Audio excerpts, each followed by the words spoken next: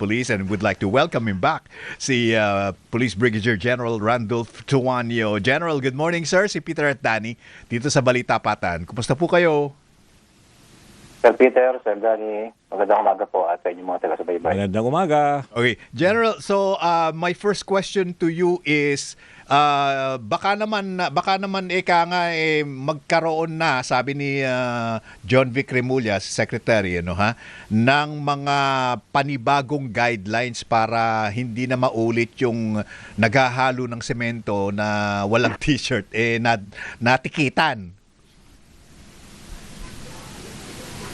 Yes, Sir Peter, lilinawin lang po natin na yung refinement po ng pag-aresto ay may kaugnayan lang po sa specific implementation, yung roaming streets without shirts o yung pangitaas na baro para po sa mga kalalakihan. Apo. All other implementations po, sir, ng ordinances, halimbawa yung drinking, yung sa karaoke sa minors, patuloy po yun.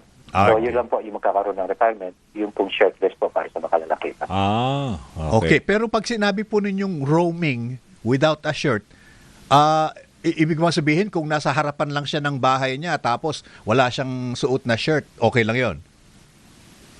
Kasama po yan, Sir Peter, sa refinement na pinag-usapan kahapon sa Command Conference para bigyan ng specific guidance yung ating po mga patrollers na nag-implement ng safer cities natin.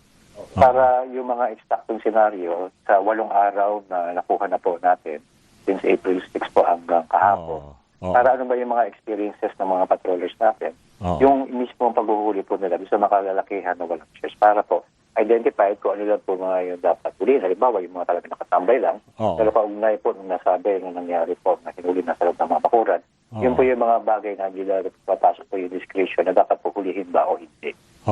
So General, para malinaw lang sa ating mga nakikinig, lalo na yung mga nandyan sa areas na tinutumbok ninyo, bali ang paliwanag kasi niya, di ba, kailangan lang natin ng konting leeway in terms of dun sa shirtless, yung policy. Pero as far as mga tungkol dun sa curfew, tungkol dun sa mga pag-iinom, at saka yung mga tungkol dun sa mga videoke, tuloy-tuloy pa rin ho yan. Kaya lang talaga kailangan ng adjustment kasi nasanay tayo na wala dati yan pero may ordinance na before. Di ba? Tama ba, General? Tama yun. Sir Dani, mapapansin po natin magmula kahapon, ito po, umabot na po ng 8 days yung ating implementation. Umabot na tayo ng 75,000 plus. Mapapansin natin dito, Sir Dani, yung compliance ng ating mga kababayan sa Metro Manila ay gumaganda po sa mga nasabing mga ordinansa. Ang pinakamataas natin na pag-aresto, Sir Dani, mabanggit ko lang, April 7, ito yung pangalawang araw, na umabot ng 13,000 plus yung ating po mga na-aresto o nabigyan ng citation ticket. Pero kahapon po, bumaba na po tayo sa 7,000. Ito po yung expect natin na makakasanayan na ng ating mga kababayan. Ito yung implementation natin ng safer cities strategy po natin. Pwede ho ba malaman, ano ho yung mga areas na somehow rampant? Yung talaga, Tondo ba? Or anong mga lugar ang doon na itala ang malaking violation? Yes, sir. Sa kabuuan, yung nabanggit natin na 8 araw, ang top notcher natin, ito pa yun sa area ng Southern Police District, sa pagkatalang naman natin na maraming city o bayan po yung nakakasakop sa Southern Police District. Ang number 2 natin, sir, dito naman sa Northern Police District. Ito po umabot sila ng 14,000 at ang pangatlo natin na top notcher sa pinakamaraming huli sa Quezon City na umabot po ng 13,000. Surprisingly, yung MPD ang pang-apat na halos panghuli po sila sa 5 districts po ng Metro Manila. Yung Manila Police, 9,000? Ngayon po, magmula kahapon po, umabot po sila ng 10,000. Tabla po sila. Oo nga, Eastern Police District. Oo nga, pareho bang 9K? Yung Eastern. Pa ba dyan? Eastern at saka Manila Police, po. Pero, yes, tabla po sila, sir. Yes po. So, ano po yung effect, bakit po nag-suspend ang Manila Police ng panghuhuli ng mga topless guys? Yes, sir. Ang lumalabas po kasi, may mga kahilingan sa ating pong PNP, sa ating pong local government units, particular sa Manila, at sa QCPD, na yung implementation ng shirtless na ordinansa ay palabasin muna po for this week, warning muna po sa mga residente na nasabing cities po para ipaalam sa kanila na may ordinansa na existing na inanak ng kanilang konseho na i-implement po ito sa dating na mga linggo po. Pero wala po bang lead time yan? Nung inilaunch o bago inilaunch yung Safer Cities Initiative, wala po bang publication and Advisory? advisory, oo, para bago inimplement ito? Sa mga LGU, sa mga barangay level, parang ganon? Yes, Sir Peter, Sir Danny, matatandaan po natin na existing po itong mga local ordinances na ito 10 years before po ng ating pong pagpatupad ng Safer Cities. Sabi sabihin po ito, pinatupad na po ito o nainak na po ito 10 years before po noong April 6. Ating ginagawa lang po natin, ini-intensify lang po natin yung ating pong implementation ng sabi mga ordinansa, kasabay po na pakikipag-ugnayan natin sa mga LGUs, particular po sa barangay. So in other words, General, itong ordinansa na ito, hindi lang sa isa o ilan sa mga LGUs ng Metro Manila, kundi buong Metro Manila meron ito. Tama po yun. Specifically nga po, ang sinasabi po natin, pinag-concentrate muna tayo tungkol sa mga drinking, tsaka smoking in public place, yung pong shirtless, yung karaoke beyond 10 p.m., tsaka yung sa curfew, doon po tayo nag-concentrate. Bagamat ini-implement din po yung other ordinances na nainak po ng mga nasabing mga cities 10 years ago pa po. May mga agam-agam yung ilang sektor po na bagamat noble naman yung idea, no po, yung Safer Cities Initiative. Hindi ba nakakabawas yan sa mga dapat na pagtuunan ng pansin ng ating mga police officers? Yes, sir. Dapat po nating tandaan na yung pong ating mga patrollers na nasabi pa-implement ng Safer Cities Initiative natin, kaiba po doon sa ating mga operatiba na nag-implement po ng mga ating anti-criminalities. So, hand-in-hand po yan, kasabay po habang nag-implement tayo ng Safer Cities, patuloy naman po yung anti-criminality, halimbawa po sa illegal drugs, sa anti-smuggling, sa checkpoint, sa use firearms, etc. So, hindi po napapabaya po. Sabay po yan na in-implement ng Philippine National Police. Tapos ito, tinitingnan ko yung figures ninyo yung curfew violators, mostly minors, bali 557, malaki-laki ho ito. So, ano ho ito? Nakulong ho sila or paano nagmulta? Paano ho ang pati yung yung responsibility sa mga magulang? Anong kaakibat na parang ipinapataw natin sa mga minors na to?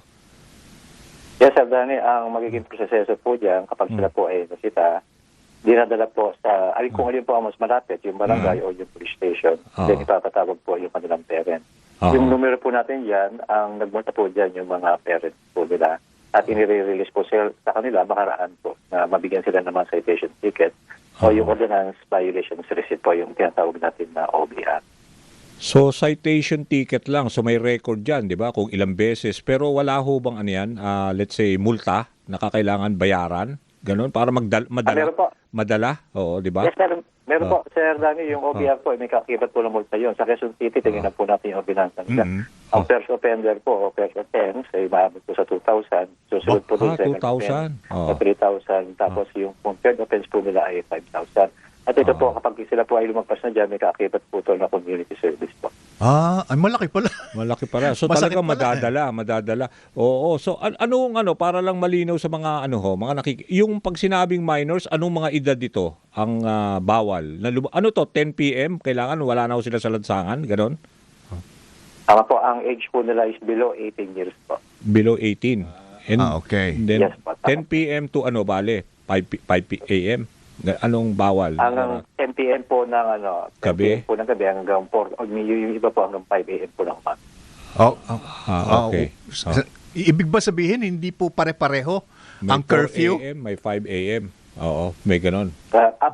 Standard naman po sila. Ang inaano po natin dyan, may mga nag-implement po na may mga 4, meron po mga 5 a.m. po.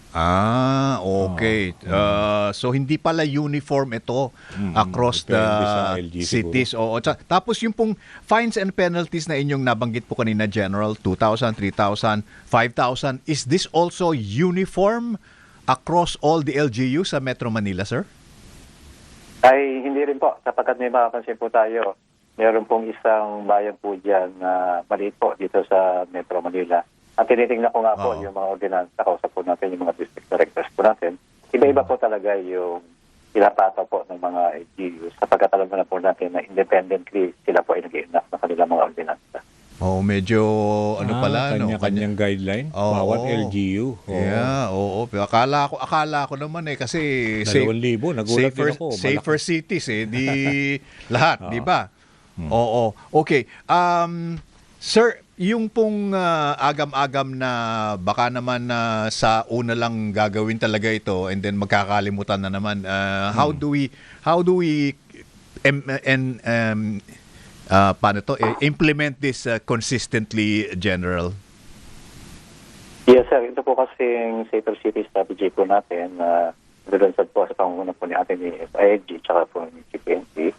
Kaugnay po ito doon sa layunin ng pamahalaan na sagutin yung kahilingan ng ating mamamayan na yung maging safe ang pakiramdam po nila sa community nila sa pamamagitan ng police visibility o police presence.